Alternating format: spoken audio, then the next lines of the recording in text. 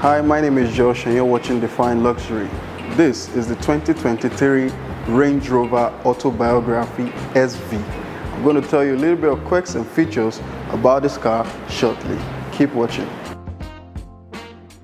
This video has been made possible by HAMIDI Luxury Motors. Their handle is in the description below. You can contact them. They have the best deals for luxury cars. They can export these cars to your very doorstep, wherever you are on the surface of this planet. Thank you. As you can see, they didn't really make a whole lot of drastic change compared to the previous version, like from the 2005 to the 2015 models. You can see from the grille design, it looks quite similar. Actually, almost the same length as the previous version, and the back lights are different. The brake lights are different. You can also see that it is quite almost the same shape, if not the same shape as the previous version. I'm a little bit disappointed that not a whole lot of drastic change was made to the design of this car with this new version. The base engine is a 6-cylinder, 400 horsepower engine. But this is a flagship Autobiography V8 engine that delivers 530 horsepower. It's powerful for a powerful car. With the trend of electric cars taking over the market right now, Range Rover is rumored to have an all-electric Range Rover in production soon. Also, if you have the key close to you, you can simply just press the button and the door handles falls out, which unlocks the car for you to get in. And when you step out of the car, soft close, press the button and walk away, the door closes gently. The noticeable difference from the previous models and this current models is this new fin design. It has your Autobiography written there, but the fin design is quite different from the previous models. If you notice, it has a different brake light design now and reverse light designs. These are all simple but still kept it elegant and extraordinary at the very same time. They all have the Range Rover name boldly written behind it and in front of it. You also have double shark fins at the very top of it. These are the minor changes that are noticeable from the exterior of this car, which differentiates it between the previous generation of this model. And now I'm about to introduce you to the front seat. With the new steering design, you can see it's very different. It has your voice assist, lane assist, parking assist, and steering heating and cooling. The goal of the front seat was minimalism, to reduce buttons, keep it simple and basic but elegant. It has a new steering design, leather, aluminum, and a little bit of plastic in it. When the car is totally switched off, you cannot see any display on it. You have your turn signals and your wipers control buttons there. On the rear view mirror, it looks like a mirror just when you stare at it, but if I push a button here, it actually has a camera down there. If you switch the button back, it goes back to the traditional mirrors. You can control your roof blinds and the roof openings directly from the top here. You have your SOS buttons there in case of emergencies. The gear design is totally different now. Feels fantastic.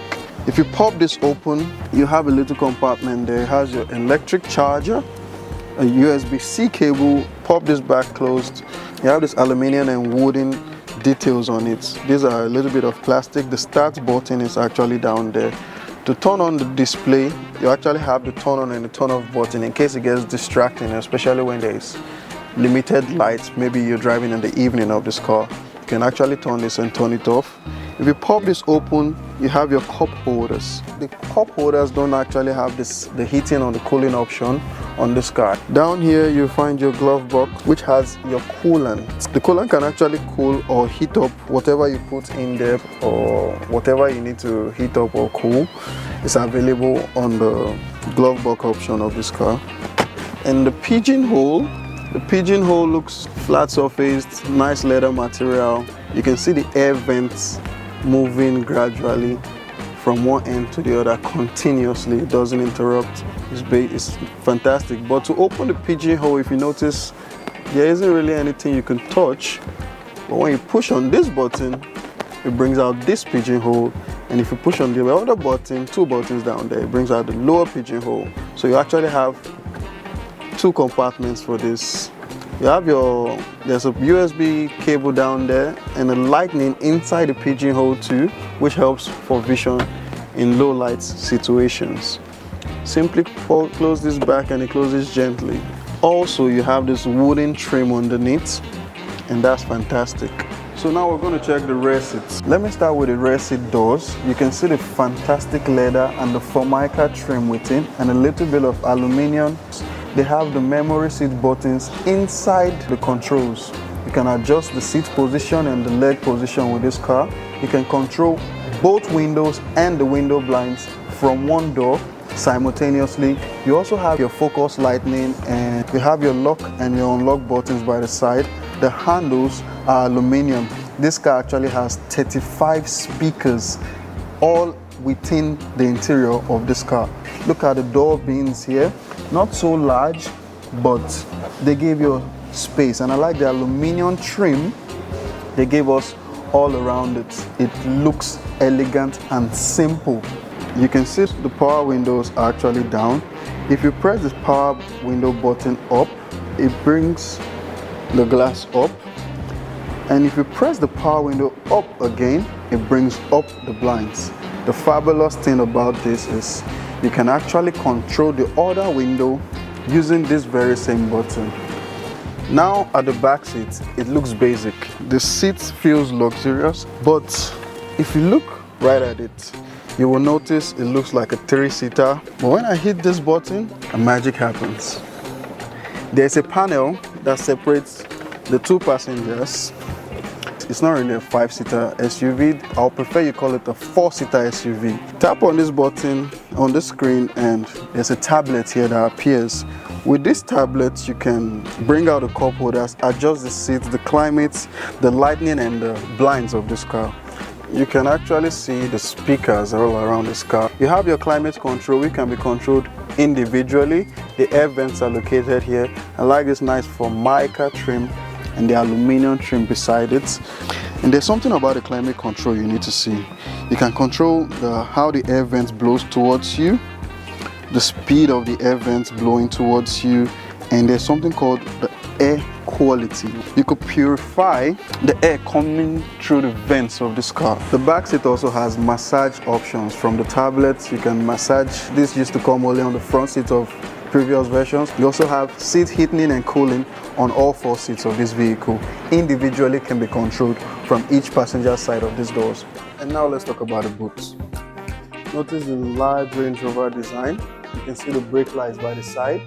All different design from the previous models. Tap on the button there. The boot actually has 2 sections. This is the top section, which opens that side of the boot. And if I hit on this button, it opens the lower sections. The last time I saw this kind of opening was on a Rolls-Royce Cullinan. You can click on the pop-out banner to see my review of that Rolls-Royce Cullinan. This boot gives you ultimate comfort and accessibility.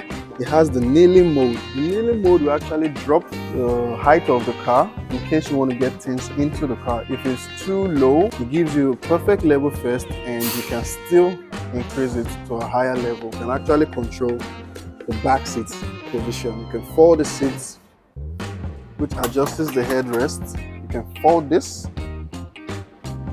Actually, you can fold both sitting positions. And if you notice, when folding the rear seats, the seat in front actually adjusts to create more room for the rear seats to fall comfortably. And when bringing them back, the front seat adjusts to give space for the rear seats to come back into position. Next thing you need to know is automatically pushing this button, it gives you separate layers of the boot position, which can actually reveal or conceal the boots just by these buttons. But in other cars, you find them manually controlled. In some cases, this lower deck will actually have seats on them. Now this gets interesting. Perhaps you go picnicking, off-roading, and for whatever reason you just need to sit and just chill. You simply pull this lever up and you actually have a seat here which has your back support. On some versions they come with cushions. The cushion is not available on this option, but for extra price you could get that upgraded. And to drop it, pull these two levers down, you fold them back there conveniently. This is minimal but practical, and Range Rover killed it with this design. When you're done with the boot, to finally close it, if you don't have time to start closing one deck before the other, simply push this button at the top and it closes the two decks all at once. And that's it. Not a lot of effort. So this concludes the review of the new generation Range Rover Autobiography. The recommendation for this as an everyday drive is a must buy.